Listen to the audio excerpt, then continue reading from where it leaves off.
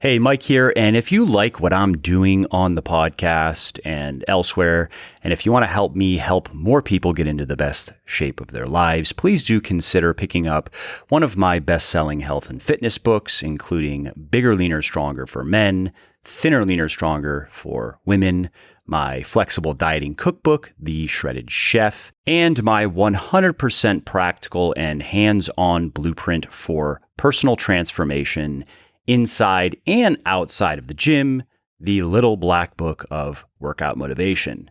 Now, these books have sold well over 1 million copies and have helped thousands of people build their best bodies ever. And you can find them on all major online retailers like Audible, Amazon, iTunes, Kobo, and Google Play, as well as in select Barnes & Noble stores. Again, that's Bigger, Leaner, Stronger for Men, Thinner, Leaner, Stronger for Women, The Shredded Chef, and The Little Black Book of Workout Motivation. Oh, and I should also mention that you can get any of the audiobooks 100% free when you sign up for an Audible account, which is the perfect way to make those pockets of downtime, like commuting, meal prepping, and cleaning, more interesting, entertaining, and productive.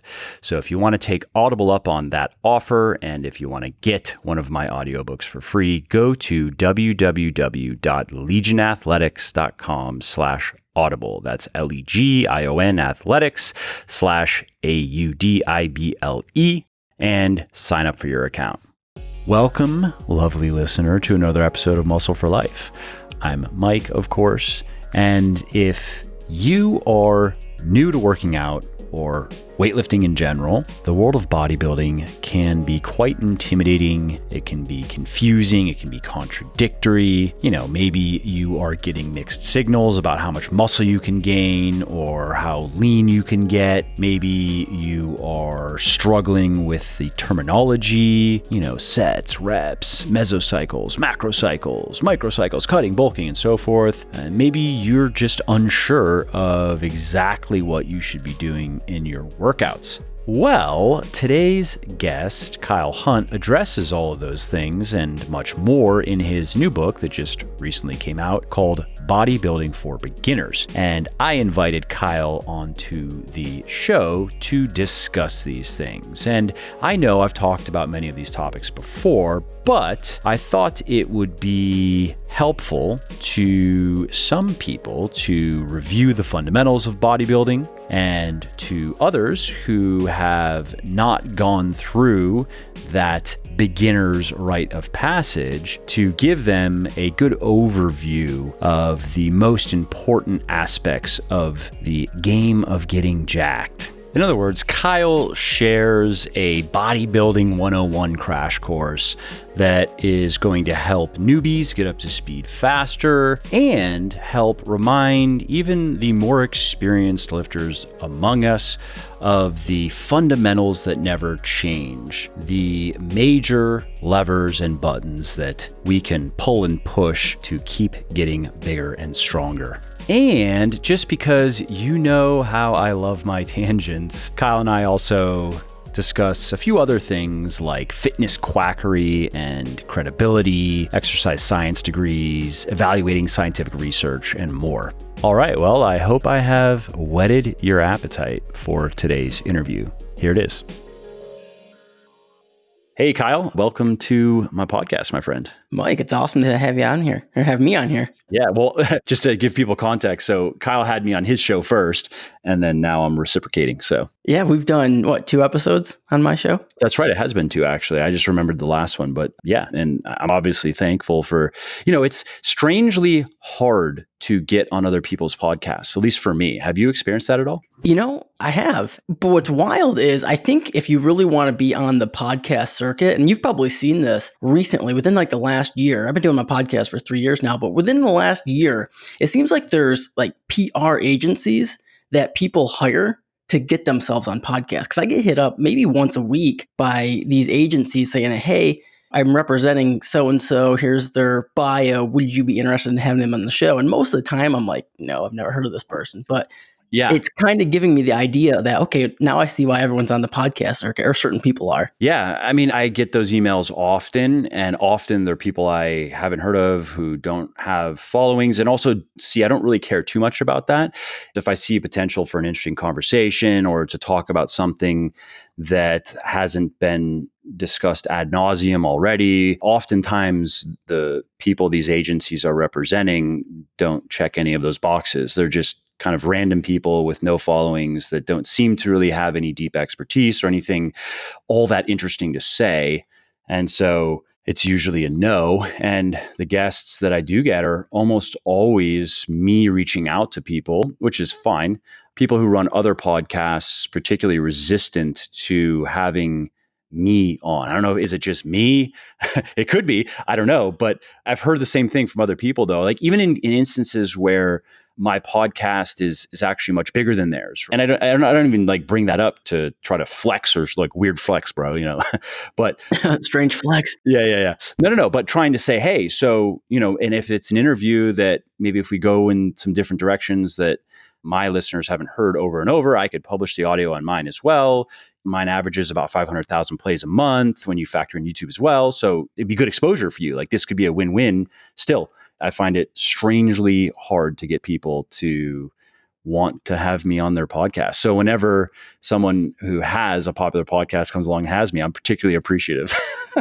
Yeah, no, I get it. I think maybe, I don't know, maybe they feel like you'd kind of steal their audience. I know there's that idea in some people's head. I've never had that. Me personally, I've always thought of it as like, hey, I just want to have people on who I want to have a conversation with. I don't really think of it any more than that. Yeah, no, that's completely silly. This is not a zero-sum game. So, like people listen to podcasts widely. I consider books the same thing, which is I want to talk about that first with you because you just released a book. But I'm happy to promote fitness books. I mean, I find unfortunately a lot of the health and fitness books that at least a lot of new ones that come out, I don't really like. And so I don't promote very many of them.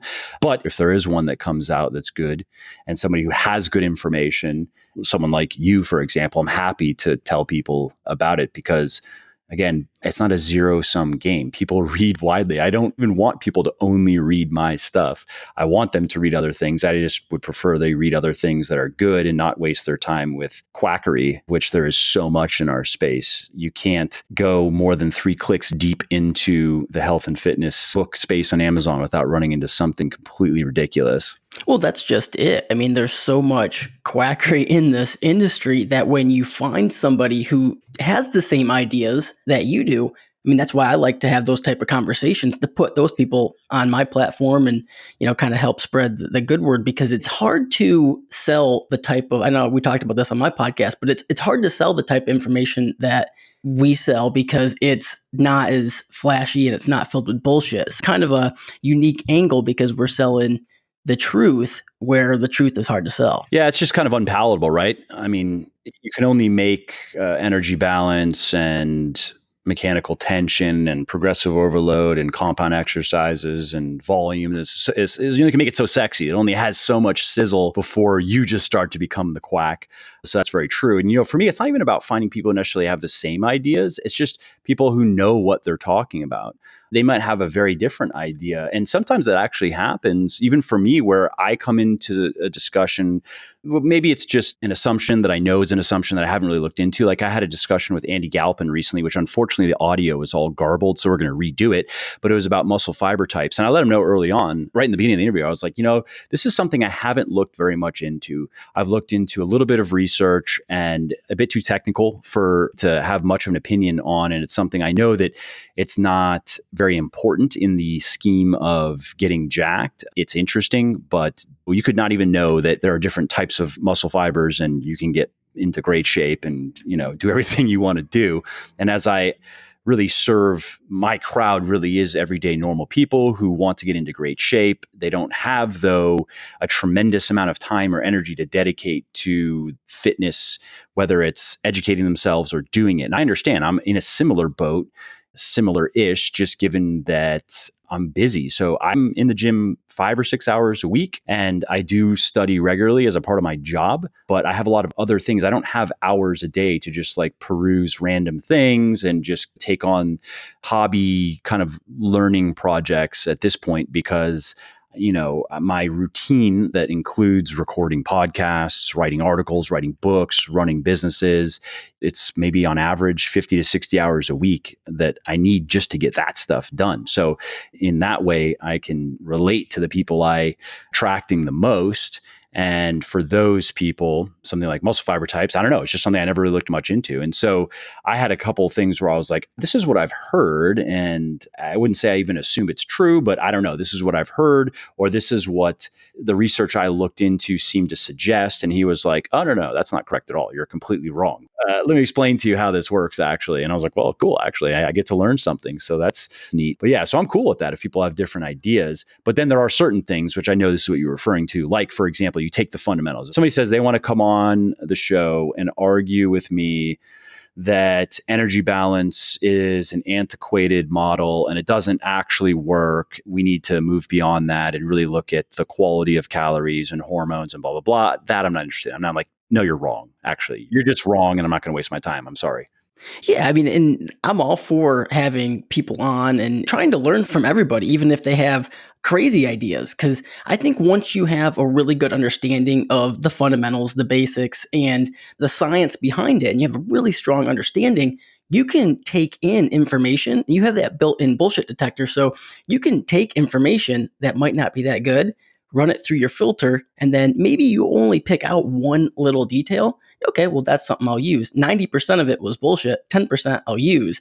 But see, most people don't have that built-in bullshit detector. So when they get 90% of that's bullshit, they want to jump ship from what they're currently doing. Like you see that a lot. Yeah. And, I understand it can be hard to discern validity and the importance of information, especially when you're new to something. It's not easy. It's, I think, a skill unto itself. It's part of the skill set of learning just in general. It's something that I feel like if I look back on just my experience in schooling and educating myself in various fields, I feel like I've always been pretty good at it. And I don't have any particular thing I can attribute that to. But I do understand how it can be hard, especially if, for example, many people, I mean, just humans in general, right? We are wired to defer to authority, right? And some of that might be biological. Some of it is certainly social programming. But so that alone can mix people up, where just because someone's an MD or they have some other fancy acronyms after their name, they're automatically given not just the benefit of the doubt, but they're automatically just given a pass. Like, it's just the assumption is this person knows what they're talking about and would not lie to me, would not want to teach me things that aren't true. And that is a dangerous way to live life. And that extends beyond just health. Again, if someone's modus operandi is just look to authority and do and take authoritative information at face value and follow it precisely, they're probably not going to have very fruitful life. Things are not going to go well for them. Especially in this day and age. Fake news and abundance of information. I get this question. I'm sure you get it a lot, but they're like, Kyle, how can I know who to trust? You probably get that question a lot too. And what are your thoughts on that? Because like credentials are good. I mean, of course, not that I completely neglect credentials myself when I'm trying to decide is somebody credible, but you have to go deeper than that. Yeah. Well, speaking on the muscle fiber typing, so I went the traditional route of getting an exercise science degree, and we spend so much time on stuff that's just not practical at all. So even somebody with an exercise science degree, you see from a business sense, like, oh, they have a degree in this. They must know what they're talking about. Well, still, that doesn't really mean that they know how to train you. They don't know the best methods of building muscle, losing fat, et cetera. So it's tough because you really can't just. I mean, that's a key point, that you can have that degree and not actually be able to produce practical results. There's a disconnect there that should not be there, right? And that, I'm not saying you personally, obviously, again, you know how to get results. And the fact that you know how to get results, though, is not dependent on the degree that you have. And the fact that you can have people who get the degree, that mostly comes down to, then, if we're talking about, if it's not something that I think of, actually, I'm not sure. I think of like computer science, for example. Can you get a computer science degree without creating a program that works, at least? Probably not. I don't know. If you can, then that also seems stupid. But so then what it comes down to is, can somebody memorize enough stuff to get a degree?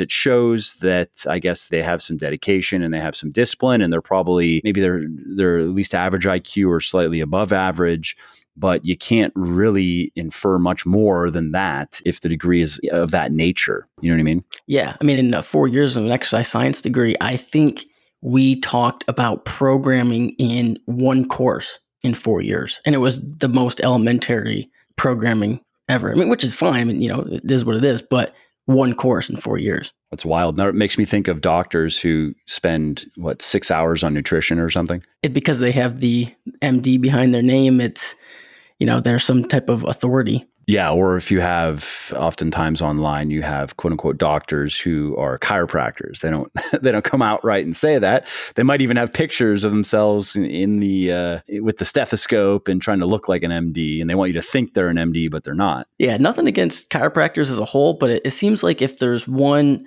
area of the medical field that would, I don't know, just get behind bullshit, it's chiropractors. It's strange, right? There is quite a bit of that. And I don't know, is it people who are drawn to chiropractic probably tend to be alternative minded? I would assume that they're generally looking for alternative solutions to things, which I think is totally fine. But going back to what we were talking about, having an attuned bullshit detector, if you're going to do that, you better be very good at teasing out bullshit, because that's where you really get into quackland. And just take supplementation, for example, from the many chiropractors that I've seen, both online and offline, supplementation is usually pretty popular among them. And in many cases, the supplements being promoted are not going to work in the way that they're being. And I think oftentimes the chiropractors themselves don't even know that. Like, they maybe have gotten trained, they've gone to trainings from the company who sells the supplements, and it sounds scientific and they're referencing research. And if you don't look into it, you could go, oh, this seems legitimate. But the problem is, if you do look into it, then it all starts to fall apart. Yeah, it's interesting that you'll go to a chiropractor and then you'll see them selling supplements that have very little scientific data to support them. And then you start thinking, okay, well, even chiropractic as a whole, I mean, how much scientific support does that have? I think it's questionable. Yeah, I haven't looked into it much. I mean, I had a chiropractor named Jordan Shallow, who's also a power lifter, super strong, super big dude, smart guy. Yeah, he has great information. Yeah, so I had him on my podcast. We talked about this, and his take made sense to me, where he basically, there is validity to chiropractic methods. They just need to be used correctly. They're not necessarily the end all be all or the fix all, but if used correctly, it's a useful tool for tuning up the body and improving performance and improving health. And he talked about some of the specifics of adjustments, because I just had basic questions. I go to a chiropractor every few months just because I figure, why not? I don't know, it feels good after, right? There's usually nothing particularly wrong or out structurally. And that's, I guess, a testament to just taking good care of my body, exercising regularly, training smartly, not doing stupid shit in the gym, blah, blah, blah. And anyway, but I hadn't really looked into it very much. So I thought it was an interesting discussion. Anybody listening who wants to learn more about chiropractic from somebody who I think is credible and who has not just the knowledge and skill set, but has experience and a lot of experience in weightlifting and results. And he's also a strength coach at Stanford.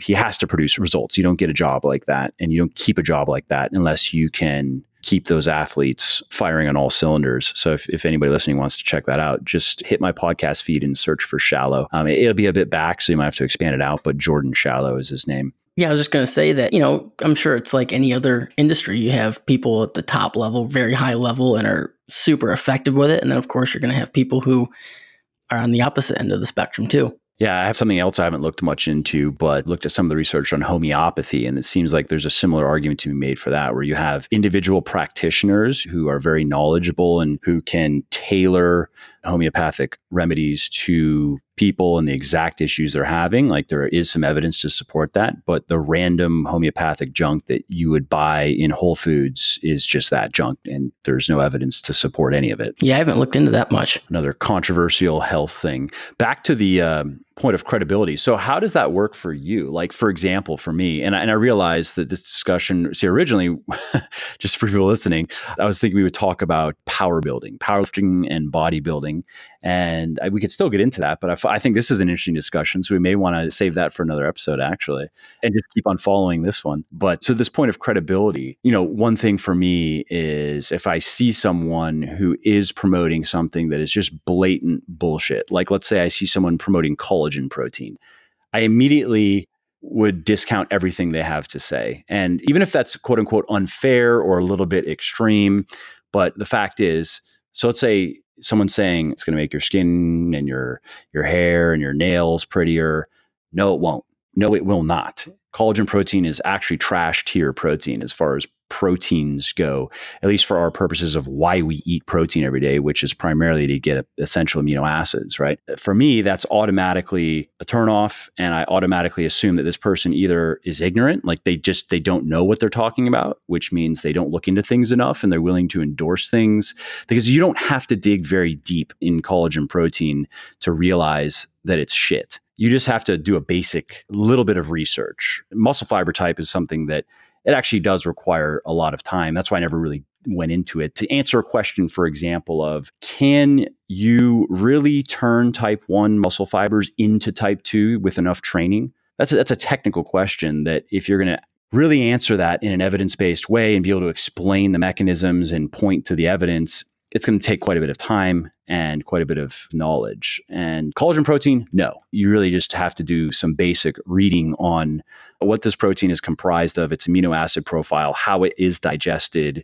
And that's about it, actually. At that point, you realize, you're like, oh, so this is essentially just like any other protein. The body processes it like any other protein.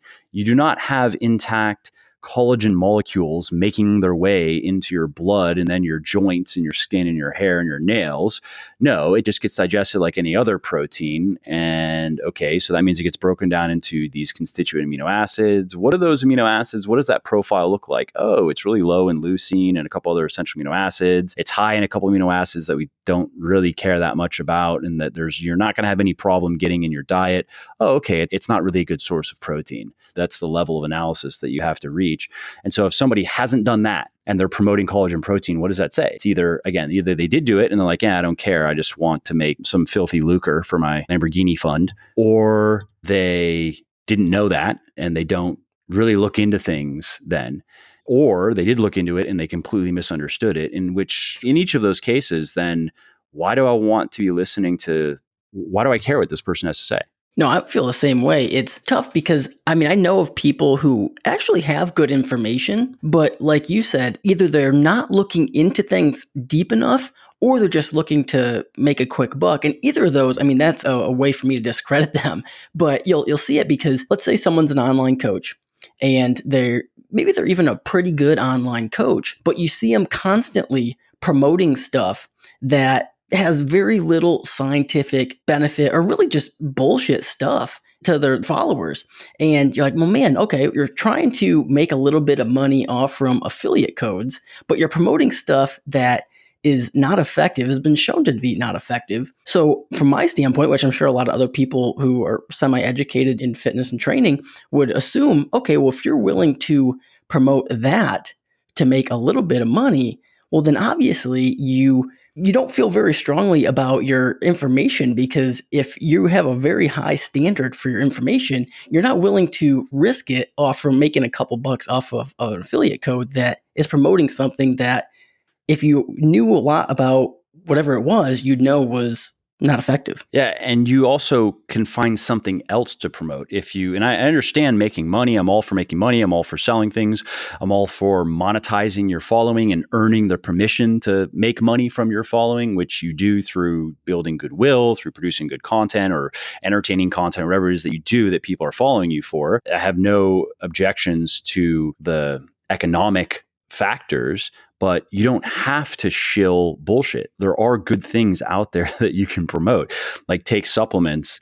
Of course, I'm going to be biased and I'm going to say you could promote my stuff, which is sure, I'm going to say it's good. But if anybody goes and just look at any of the sales pages for any of our products and look at how much education is there. I'm actually going through and updating them, which I'm excited about because I'm able to clean up a lot of things and I think do an even better job selling the products and helping people understand what's in these products, why, and referencing research. And my point is it's easy for someone to stand behind my stuff because they can point to real research, good research that says, hey, here's why his joint supplement contains this type 2 collagen, this undenatured type 2 collagen, which is different than collagen protein. And those things usually get conflated. Collagen protein, and oftentimes what I've seen is people will share research on type 2 collagen and say that it applies to collagen protein. Not true. Those are very different things. Like type 2 collagen does make it through digestion. It doesn't get broken down into amino acids. It's a different thing.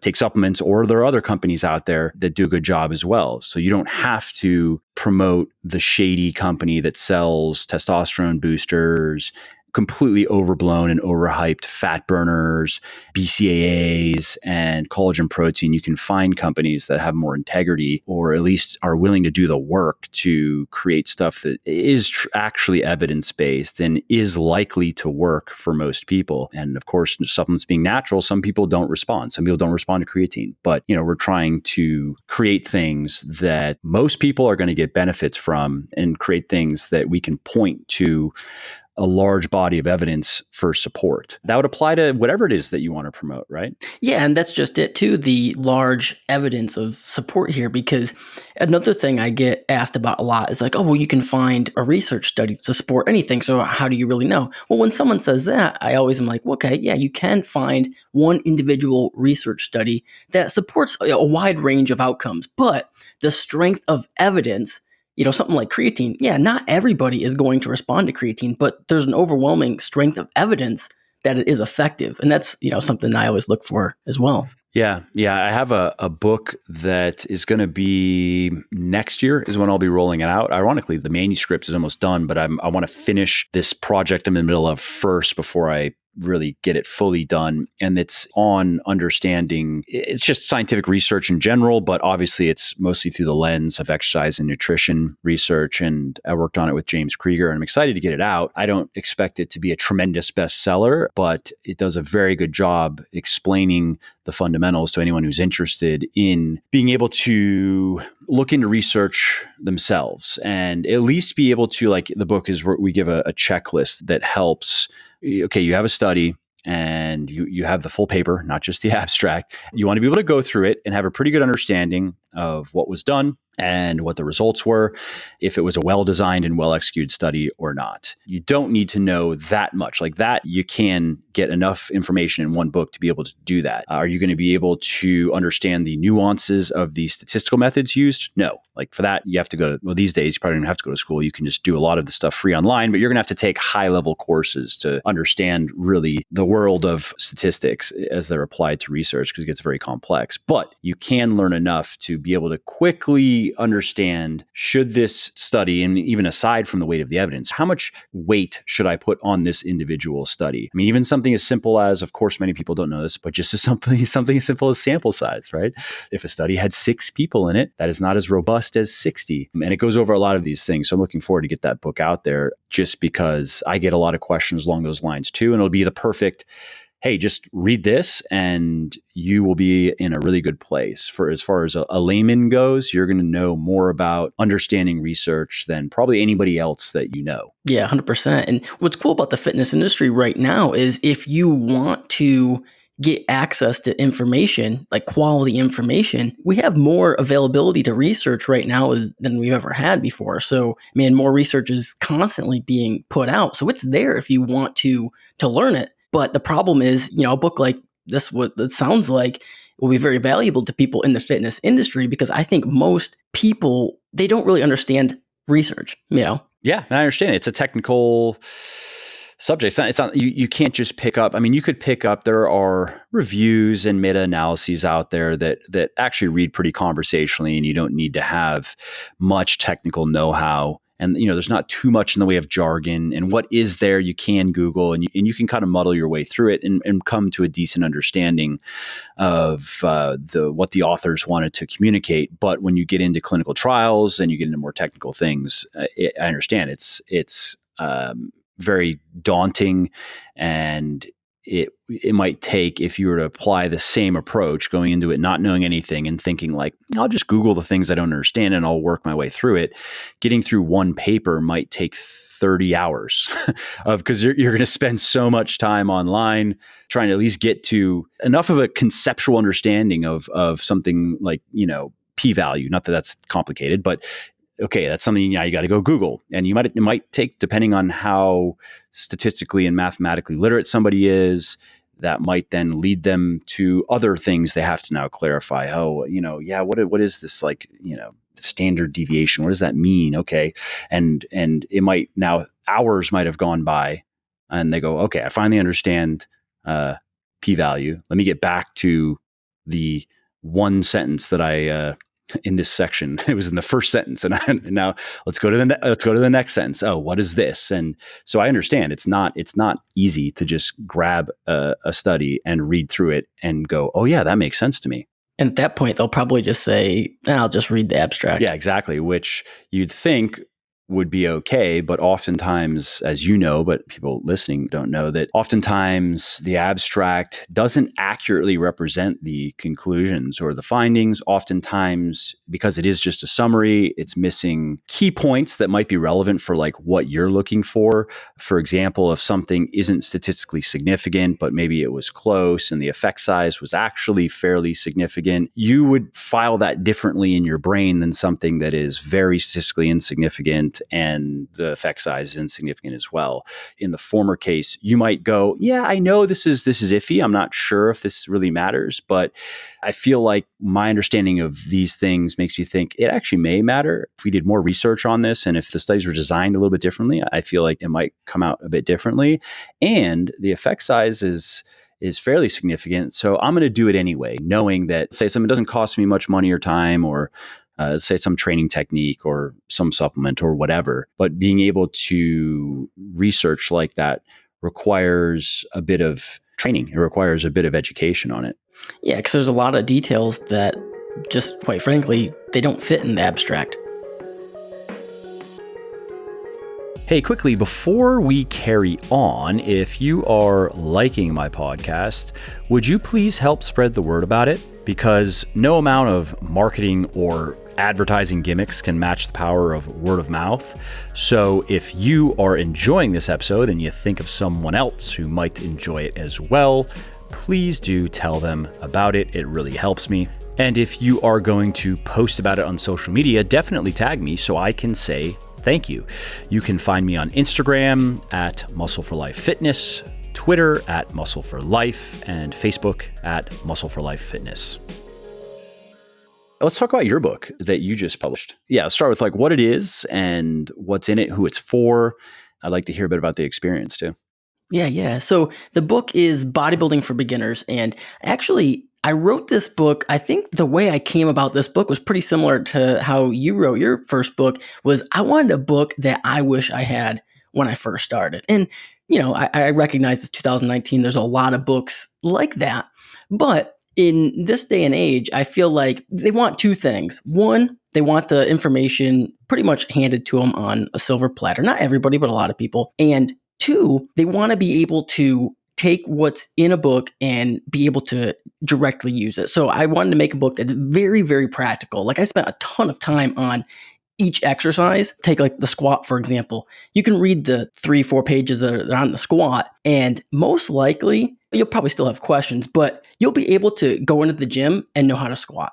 So I spent a lot more time on things that I felt most beginner style books don't spend as much time on. Yep. Yeah, I did the same thing in my beginner books, with diagrams, as opposed to you look in other books, other bodybuilding or weightlifting books. Sometimes you'll see a couple paragraphs given to the squat with like 3 images, maybe even 2 images. That's fine if we're talking about maybe just a barbell on your back, but you start to load that and you're going to want to know more. Yeah, you're going to run into problems too. So, okay, well, here's a problem. How do you address it? My hips are coming up early. What do I do? Things like that. I felt like when you're in the gym and you're just beginning, obviously the most important thing is being able to actually effectively do the workouts. I also provided a sample workout program too, a 12-week plan, but I actually broke it down from exercise by exercise, because if you can't actually effectively do the exercises, what you're going to get out of the program is going to be drastically less. Yeah, absolutely. Do you go over nutrition stuff as well? Yeah, I pretty much did a very basic run through of nutrition. I would have actually liked to make it longer, but actually one of the things I found going through a publisher is I tend to write a lot more than I need to. So working with a publisher was nice to be like, hey, I think we should take some away from here, maybe add some there. But for the most part, it was like, hey, I think we could get this done in less words. So that really pushed me to make it as streamlined as possible, which is, I think, ideally what we wanted to do for a beginner book. Like, I didn't want to make it extra wordy, didn't want to make it any longer than it had to be. But nutritionally, I pretty much just covered the basics: energy balance, protein, carbs, fats, and some practical advice on how to be more consistent with your nutrition. What are some of those practical tips? Yeah, from a consistency standpoint, I'm like, look, pretty much anybody you talk to with nutrition is going to have a different idea of what quote unquote proper nutrition is. But at the end of the day, energy balance is what's most important. Very close second is protein intake. So how do we be very, very consistent with that? Yeah, we can take a flexible approach, but I think for people who, and this book has beginner in the title, if people have never done anything with their nutrition before and you tell them, okay, here, start tracking your macros, do this and that, that's not very flexible. It's flexible dieting to people who've been dieting, but it's not flexible for someone who's never been dieting. It can also just be unwieldy. It can be, and I remember in the beginning, it can be kind of awkward when you're going from never even thinking about the calories that you're eating, let alone the macros, to you feel like you have to go from no idea how to juggle to they just give you 3 balls. Like, okay, go juggle these now. To somebody who is an experienced, quote unquote, flexible dieter, it's all so simple. They just jump into Excel and you just throw some stuff together, or you take some previous meal plan that you made and you just tweak it a little bit and off you go. Or maybe you track on the fly even. And again, because you're so familiar, you even kind of know the calories and macros of the foods that you're eating anyway. So tracking is almost just superfluous unless you're cutting and you need to be very strict with it. So oftentimes those people don't remember what it was like to be a true beginner, to learn about energy balance the first time, and maybe even be skeptical of it too, because these days it's trendy to say that, again, energy balance, oh yeah, that's old hat. We've now moved beyond that. You need to take a much more comprehensive look at the foods that you're eating, blah, blah, blah. Yeah, because you don't know where they're coming from, what other information they've already consumed. So it was kind of tough too, especially when you want to streamline a book and not, throw in as much detail as probably would be required to convince somebody. You almost have to just kind of streamline your argument to where it's like, okay, look, here's what's most important. Give them a couple reasons why, and then show some practical ways to actually put it into practice. So like for nutrition, for example, it's like, okay, I'm going to teach you how to set your calories. But hey, we don't need to track. We don't need to get crazy with it. Just have an idea where your calories are at. Have an idea of what protein in every meal. Be very consistent with that. And then how can we be practical about it? Well, for one, we got to go shopping. We have to make the food. We got to have the food available to us. So just those little details like that, I think, are important because, again, I wanted people to be able to take the book and then actually put it into practice very quickly. And are there other just tips for compliance in particular, being able to stick to a diet? Because that's obviously an issue that many people run into, particularly when they're cutting, but also oftentimes when they're lean bulking, if they're in a surplus where it kind of goes in the other direction, it gets a bit out of control and they end up gaining fat too quickly. Do you go into that, or do you not go into that much detail? Not too much detail in that. Really, I talked a lot about consistency and then consistency with meals too. It's like, okay, if we have a basic structure of what our meals should look like, and I'll provide a bunch of examples there in the book, just try to make every meal look similar to this. Yeah, that's a good way of looking at it. Like, I mean, there's also just eating similar times every day makes it easier to stick to your diet because you just get into a habit, you get into a routine. And also, I seem to remember some research I read some time ago that also influences hunger as well. Your body just gets used to being fed at certain times. And so it's going to be harder if you find hunger annoying and it increases the likelihood of overeating, which is almost everybody, then eating at different times, it just makes it harder to stick to your calories than eating at more or less the same times every day. And particularly if you are eating your, let's say, half of the week you eat at certain times and then half of the week you eat at other times. So then again, your body's natural appetite regulating mechanisms, they can't get fully behind you. If you standardize your eating times, you can get these things to work for you. I don't remember if there was research that indicated that eating at random times lowered adherence, but anecdotally speaking, just having worked with many people over the years, I can say that that has definitely been an obstacle for people. And a solution has often been to standardize eating times and just even the meal compositions too. Like some people like eating breakfast. Great. So you're going to be eating around this time and it's going to be around this in terms of calories and macros. What are your thoughts on that? Yeah, in practice, I've found that to be true. I think that's probably one reason why people initially thought there was a correlation between meal timing and metabolic function. Because if you start eating small meals more frequently, so you're eating 6 times a day, 7 times a day, or something like that, you start to get hungry 6 or 7 times a day. But there's not a correlation between hunger and your metabolic function. But it's easy to kind of see where that idea would come in your head. Yeah. If you're getting hungry more frequently, if you go from eating 3 standard meals a day and you're only hungry 3 times a day, and then you start eating 6 meals a day and you're like, holy cow, now I'm hungry all the time. Yeah, it's a reasonable hypothesis, and that could be where that came from. And then, of course, it was looked into further. That's not the case. But if you like eating, like I actually personally like eating every few hours. And I know there's also, not that I'm too concerned about this anymore because I'm really at the end of my genetic rope, so to speak. There's not much left for me to gain, and at least in terms of muscle, I could probably get a bit stronger. I was a bit strong years ago. I could probably get back to that, but not much more muscle for me to gain. However, if there were, then I would care a little bit more about protein timing because there, I think, is enough evidence to support the recommendation of eating protein 3 to 5 servings a day. It's going to be better than 1 or 2 servings a day for the purposes of muscle building. Like mechanistically, that makes sense. And then there's some research to indicate that. But that aside, I like eating smaller meals every couple hours, 3 hours or so, 3 or 4 hours, because if I eat too large of a meal, I'll get a little bit lethargic, which is just natural. Even if it's not a high carb meal, it's just if I'm very full, I find that I'm not as mentally sharp as if I'm eating a lighter meal. And as I'm working all day, and a lot of my work requires thinking, whether it's recording a podcast or writing an article or working on a book or even just the other random things that I need to do, just business things, I just prefer how I feel with less food in me. And therefore, in that way, my compliance is enhanced by eating more meals throughout the day. It probably wouldn't matter in terms of hunger if I were to switch to, let's say, it's 3 large meals, but I know that I wouldn't like the diet as much, which would reduce my likelihood of sticking to it. Yeah, and I'm the same way as you. It's like I like to eat probably about 5 meals a day. I find that is best for my adherence too. When it comes to meal timing, that's pretty much the only question we need to ask. Like, what works best for you? What can you stick to? Because there are people that'll say, I think that's maybe one selling point for intermittent fasting for some people. They'll be like, I just feel mentally focused in the morning if I skip breakfast and don't eat until lunch. I'm like, hey, if that works for your schedule and it allows you to adhere to your diet better, so be it. I mean, do it. Roll with that. It's not for me, but the argument of equally distributing protein throughout the day, yeah, there is evidence for that. But if you don't enjoy eating 6 times a day, 5 times a day, or whatever, I would say, all right, well, let's not even worry about that. How can we get at the end of the day the numbers we need to hit and be very consistent with that? And if that's intermittent fasting, if that's 6 meals a day, really within that range, it's probably okay. Yeah, totally agree. That protein timing point would be most relevant probably to a bodybuilder and a natural bodybuilder at that,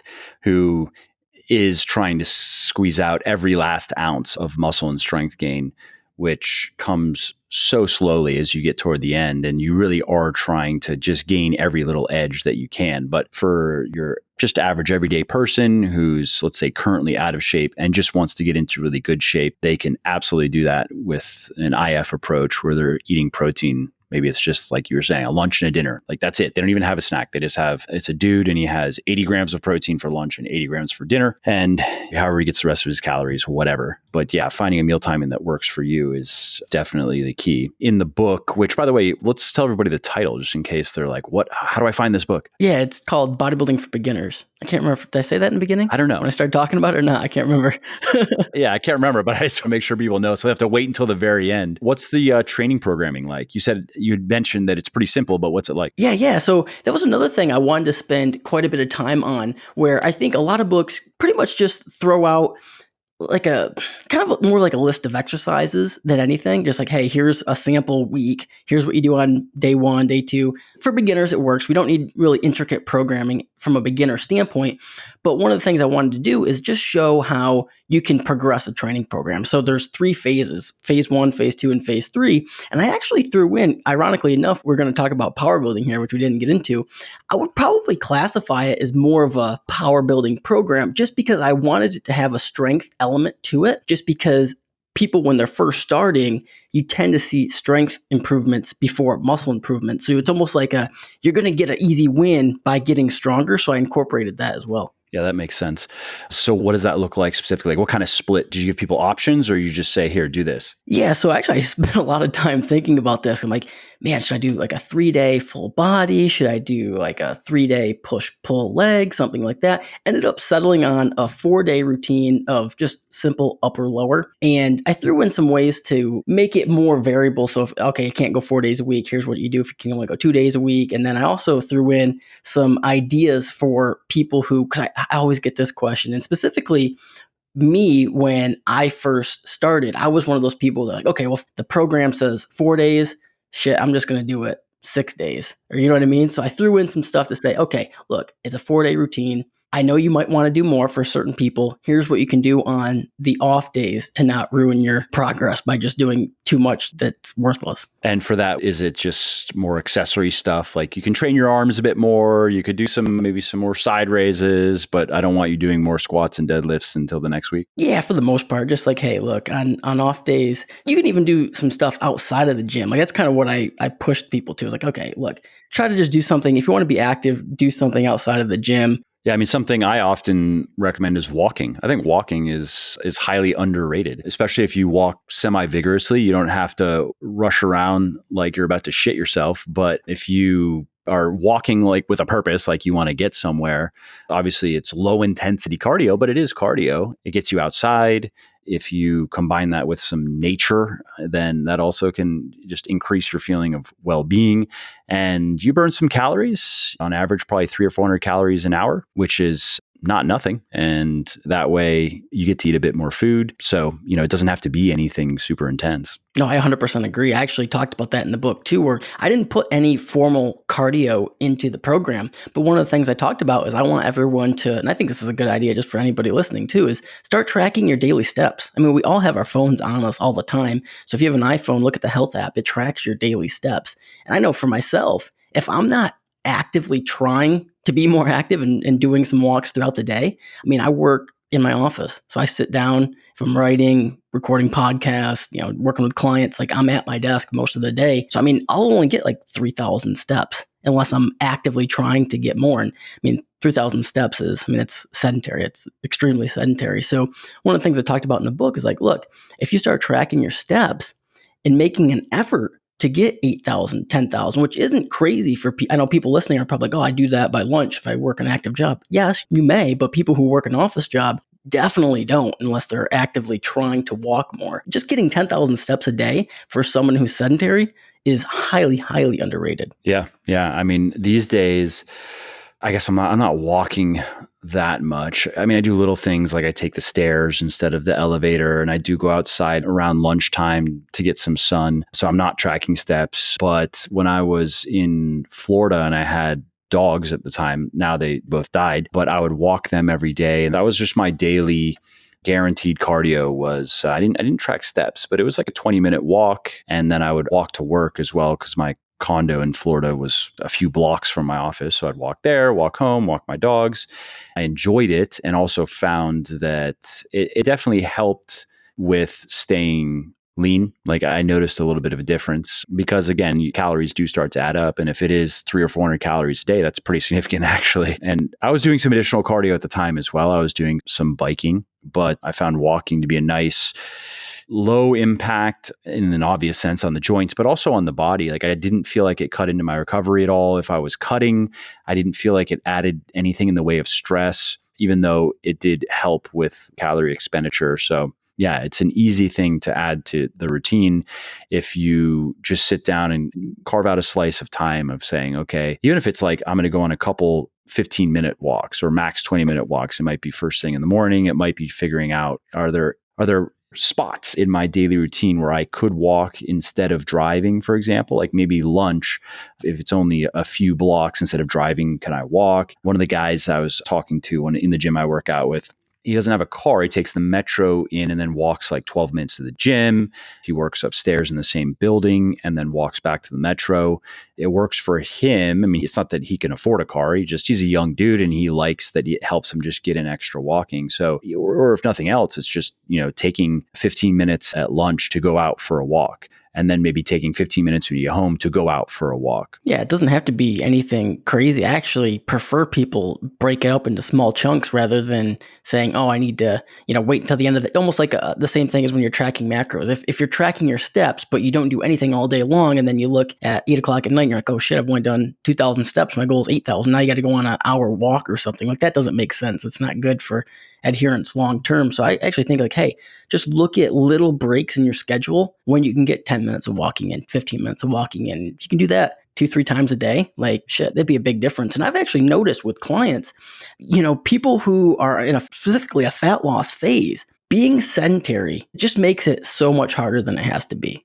It's very true because you can only cut your calories so far until you just start to feel like shit. And I know there are theories on this that like G-flux, which doesn't really make sense to me, but there is something to be said for, generally speaking, when you're cutting, if you can eat more calories, you can have the same deficit, but if you can just eat more calories, it's going to be easier. And you get there, of course, by burning more calories. So to the point you just made, if you are in the gym lifting weights for 45 or 60 minutes, and that's it really for of course, you're going to be moving around a little bit more, but otherwise you're sedentary, that cut is going to be more difficult than if you do that and add in some form of cardio. And it could be something as simple as walking. It could be some steady state. It could even be some HIIT. I think there's a place for that as well. But by being more active, which then allows you to eat more food, I'm not saying, oh, okay, so now you're just going to double your calorie deficit because you can. No. Just maintain that. Let's just say it's anywhere from somewhere around 300, 400, maybe 500 calorie deficit daily, whatever that is for considering a person's body weight and where they're at, how lean they are, et cetera, et cetera. So it's maintaining the same calorie deficit, but it is much easier if you are more active. Yeah, and then you also have more calories to play with. Specifically, women who have less lean body mass, they have to diet on less calories. Anytime you can make the same amount of progress while eating a few extra 100 calories, those are just a few extra 100 calories that you have to play with when you get to a point when you have to reduce calories later on in a diet. Yeah, that's true too. But for people who haven't experienced that, though, it seems a bit random. Hey, the calorie deficit is the calorie deficit. And we're not talking about, oh, you get more hedonistic pleasure out of being able to eat more food. Yes, it is more pleasurable to eat more food when you're dieting for sure. But no, there's a physiological difference. Like you are much more likely to struggle less with hunger and cravings, for example, if you do what we're talking about. If you burn quite a few calories every day from being active and maintain a sizable, you could say aggressive, but not reckless calorie deficit, that approach is whether you're a woman or not. And even if for women, if you don't do that, that means you're probably going to have to start your cut at BMR or maybe even below BMR. And there just is something to be said for keeping your calories above BMR for as long as possible, I think. I can almost assume people are like, okay, well, so what they're talking about is cardio. Well, is like taking the stairs instead of the elevator cardio? Not really. It's just being more, yeah. Is walking a few blocks to get lunch instead of driving? You wouldn't exactly think of that as quote unquote cardio, but we're talking about just being active. Exactly. And I really wanted to emphasize that because I don't want to necessarily add another workout. If we can do it without it. And this is probably something I've changed my mind on over the last few years. Because before, I don't know, I just didn't really think of this as how effective it actually is. Just making a concerted effort to be more active can pretty much replace a solid chunk of cardio. I'm not saying you'll never have to do cardio, but it can replace a solid chunk of cardio. 100%. I mean, just to give a specific prescription, for example, somebody wants to maximize fat loss, they could do probably no more than 40 to 60 minutes of HIIT per week, and then otherwise do the things we're talking about. Just be active, get in a lot of steps every day. We're only talking about the equivalent of a couple miles or whatever, but that plus some HIIT cardio if you really want to maximize fat loss. And if you don't, and if you find it maybe gets in the way of recovery too much, or you just really don't like it, then fine, could be a couple of steady state sessions of cardio per week. That plus, of course, let's say it's 3 to 5 weightlifting sessions per week is all you need to get as lean as you want to get. And speaking from personal experience, having done it myself a number of times, and then having worked with a lot of people who have gotten very lean. I mean, as a guy into the range of 6 to 7% body fat, a true 6 to 7% body fat. I mean, where you have ab veins. When you have ab veins, you're done. Like, how much leaner do you really need to be, right? And for women, it's probably 13, 14%, maybe 15% is where that's kind of the female equivalent of that. So you can do that just doing exactly what we're talking about. Now, I wouldn't recommend trying to stay there because your life is going to get pretty miserable. But if you want to do it for fun one time, just to see what it's like to be super lean, really, this is all you need. This plus patience and compliance. But then just beware that if you do that anything fatter than that is just going to be fat in your mind. So you've been warned. The curse of having been shredded. Well, getting lean, I'm sure you've talked about this a lot on the show, but when you get lean, that period right afterwards is so critical, not only from a technical standpoint of like, okay, how do you handle that from a nutritional and training standpoint, but mentally, because like you just said, like once you get really lean, you can't maintain that. So you're going to have to increase your body fat from that point. But then as soon as you do, you gain a little bit of weight. Like you said, I'm fat now. Yeah, it is kind of a mind fuck, and it's something that I've experienced. I mean, each time I've dieted down to that level a few times for photo shoots mostly. Fortunately, I don't care that much about my body. I'm not an overly narcissistic person. I mean, I'm into working out, so there's some vanity. I can't deny that. But my identity is not entirely wrapped up with how much vascularity I have in my arms. So that still being said, I'm a person who I think is maybe naturally resistant to that type of mental space. But of course I've experienced it where it's really just I wish I were that lean. I wish I could stay that lean. I wish I didn't lose my ab veins. I like how that looks. Yeah, and maybe even there's a certain level of getting more attention from other people. Again, I definitely don't go out of my way to get attention, but it's kind of hard to not notice it if you get a lot more attention in the gym, even just randomly walking around in a mall, for example. And I'm not like I'm wearing super tight clothing or trying to show anything off. But when somebody is very lean and pretty jacked, it immediately just stands out. And so all those things, it makes it more desirable. It was a good lesson for me to learn that it really is not sustainable. And I would say from my experience getting there was probably quite a bit easier than a lot of the people that I've worked with and just spoken with over the years. For whatever reason, when I cut, I don't run into much in the way of hunger or cravings. It's pretty straightforward. And so physiologically, I have some sort of, something going for me in that regard. And so similarly, maintaining it I feel like my experience was probably not as difficult as many other people that I've spoken with. And it still was annoying. I still felt like I wasn't necessarily hungry, but I wasn't getting enough food. That was the feeling. The feeling was my body just wanted more food. My workouts weren't as good. My sleep wasn't as good. My sex drive wasn't as good. I noticed these things. And again, I was just like, is this really worth it? We're getting to the point of where it's actually just weird now, where it's like, okay, I could have abs and it's part of my job too, of course, to look fit. And so I can look perfectly fit, look great by anybody's standards and not have all these other issues. Or I can be a weird kind of neurotic narcissist and say, no, I need to have ab veins or bust. And so that's where I was like, all right, it's time to let go of this, Yeah. I always put it like this. I want to be as lean as I can easily maintain and still maintain performance or even increase performance. So that's kind of my governor. It's like, okay, I want to be lean. I think from an aesthetic standpoint, I just, again, it's part of my job, want to be semi lean, but I don't want to have to go through all those problems that you just said. So it's like, okay, how can I maintain a certain level of conditioning, but still eat enough so it's easy for me to maintain? I can kind of find that set point relatively easy. I don't need to diet, don't need to restrict calories, can eat at maintenance with no issues. Performance is good. What is that for you? About 165 pounds. And approximate body fat percentage? Probably like between 10 and 12. Yeah, it's the same thing for me. You have abs and you look good, but yeah, you don't have ab veins. That's the point where, and that's something to keep in mind for people listening, when you see guys or even girls on Instagram, for example, who are straight shredded and who seem to not run into any of these problems. I mean, many people listening, they already know that that's drugs. That's how you do that. But it's unfortunate, and it's funny. It's a joke, just a running joke in the office when we run across people on Instagram, usually fake. Now, usually they're saying they're on drugs. Sometimes they just don't talk about it, but it's just, drugs are such bullshit. It's just incredible what they let you do. It would require nothing different. You would change nothing in terms of it doesn't require more dedication or more discipline or more knowledge. You would be doing exactly what you're doing, but with drugs, you would be like 6% year round, and you would be 30% bigger, have twice the energy levels. Now, your endocrine system would eventually pack up for good, but until then, you get a lot of likes on Instagram.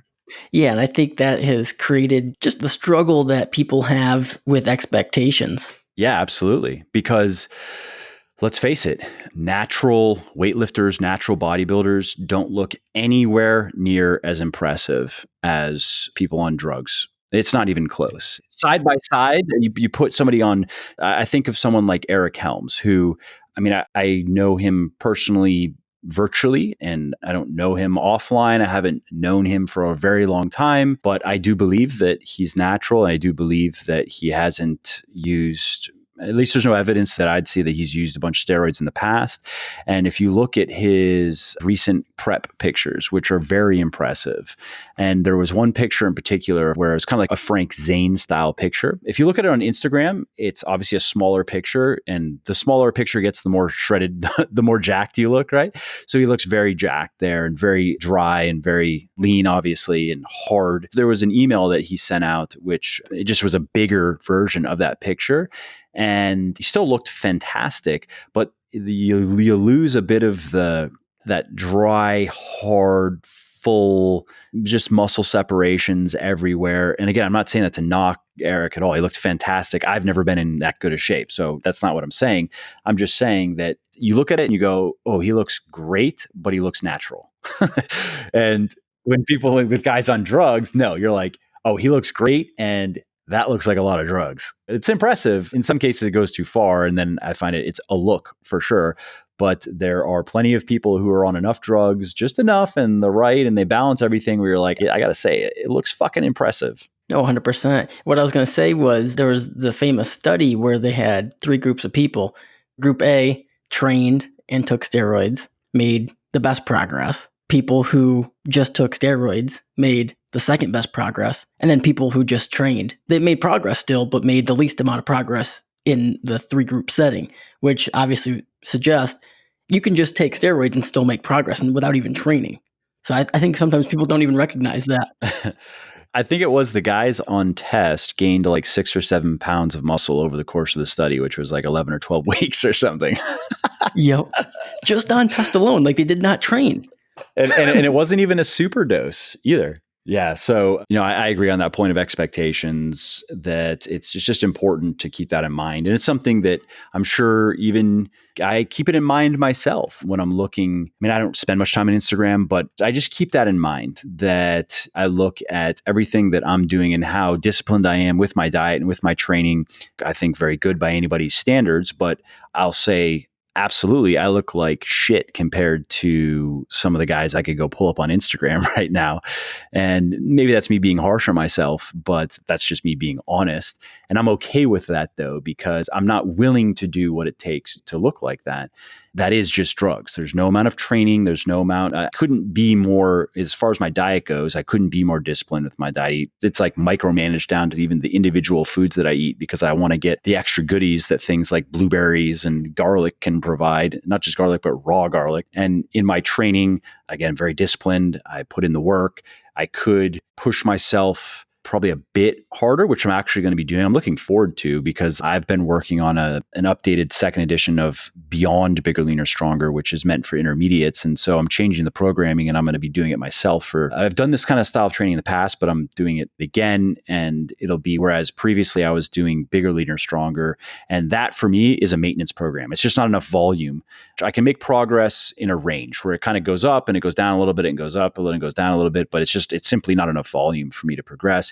And also I find that auto-regulating can work well in the beginning. There's up to a point where I actually prefer just straight, percentage of 1 rep max calculations, at least on the big lifts. I think auto-regulating on the isolation is totally fine. But where there are just weeks where now it's like I'm forced to put weight on the bar and make it happen, I find that easier to accomplish than knowing that, I could end this set a rep or two early. Well, I might tell myself that was a rep or two shy of technical failure, but if I really would have pushed for it, I would have realized it was more like 3 or 4 reps shy of technical failure. You know what I mean? I could do that, but sure, that little bit of extra effort is no changes I could make. Diet supplementation training could get me anywhere near to what some of these guys are able to do with drugs. Yeah, and kind of going back to when I first started, why I wanted to make a book geared towards someone in my situation when I first started the book. I wish I had, because when I first started, a lot of the information I got was from drugged bodybuilders. And, I was a 100-pound teenager reading content, magazines and books, whatever, from people who are on a lot of drugs and have been training for 20 years. Yeah. And who even look at like splits, for example, where for those guys just doing straight body part splits where you're blasting your arms with like 20 hard sets per week actually makes sense. And I mean, that's a whole nother discussion. I'm not against body part splits at all, but is that the best way for someone who's just stepping in the gym to start training? No, of course not. Exactly. Yeah. I mean, there's something to be said for body part splits and how you distribute the volume, because really that's what we're talking about. But when you first walk into the gym, it's probably not the best idea. Yeah, of course. Well, hey, I mean, I think this has been a great conversation. So I had, again, the reason why I'm like discombobulated when you're listening, because we were going to talk about, I had a little outline of like power building, power lifting and bodybuilding. And then we just went off on other tangents, which I thought was just as interesting. But I would like to, Kyle, get you back on again to do that episode on powerlifting and bodybuilding, because again, I haven't put anything out on it, but it is something that I get asked about and there's just interest about it. So I thought it would still make for a good discussion. Oh, for sure. That's right in my wheelhouse. But like we said, sometimes it's really fun just to talk about random stuff and see what happens. I do that on my podcast a lot. I tend not to, actually. I tend to go into like, okay, this is what we're going to talk about. I don't know if that's maybe just a reflection of my personality or something. I'm not a very spontaneous person in general, I'll admit, but it can be fun. And this has been a fun episode. So maybe I pushed you into it. Outside of my comfort zone. That's the thing these days, right? You're supposed to stretch. You're supposed to live your fantasy and dream your vision. No, so where can people find you, your work? Again, you might want to tell them the title of the book, even though it's quite simple and memorable. But let's do the final, tell people about your stuff part. Yeah, so you can pretty much find me anywhere. The website's kylehuntfitness.com, Instagram, YouTube, all that. It's just Hunt Fitness. And then the book is Bodybuilding for Beginners, Amazon, Barnes & Nobles, pretty much anywhere you can buy a book. It's available. I mean, Amazon is the big one, but Bodybuilding for Beginners. Cool, man. Well, thanks again for taking the time, and I look forward to getting you back on to do the power building episode. Definitely, man. Thanks for having me. Yeah. Hey, Mike here. And if you like what I'm doing on the podcast and elsewhere, and if you want to help me help more people get into the best shape of their lives, please do consider picking up one of my best-selling health and fitness books, including Bigger, Leaner, Stronger for Men, Thinner, Leaner, Stronger for women, my flexible dieting cookbook, The Shredded Chef, and my 100% practical and hands-on blueprint for personal transformation inside and outside of the gym, The Little Black Book of Workout Motivation. Now, these books have sold well over 1 million copies and have helped thousands of people build their best bodies ever. And you can find them on all major online retailers like Audible, Amazon, iTunes, Kobo, and Google Play, as well as in select Barnes & Noble stores. Again, that's Bigger, Leaner, Stronger for men, Thinner, Leaner, Stronger for women, The Shredded Chef, and The Little Black Book of Workout Motivation. Oh, and I should also mention that you can get any of the audiobooks 100% free when you sign up for an Audible account, which is the perfect way to make those pockets of downtime, like commuting, meal prepping, and cleaning, more interesting, entertaining, and productive. So if you want to take Audible up on that offer, and if you want to get one of my audiobooks for free, go to www.legionathletics.com/audible. That's LEGION athletics/AUDIBLE, and sign up for your account.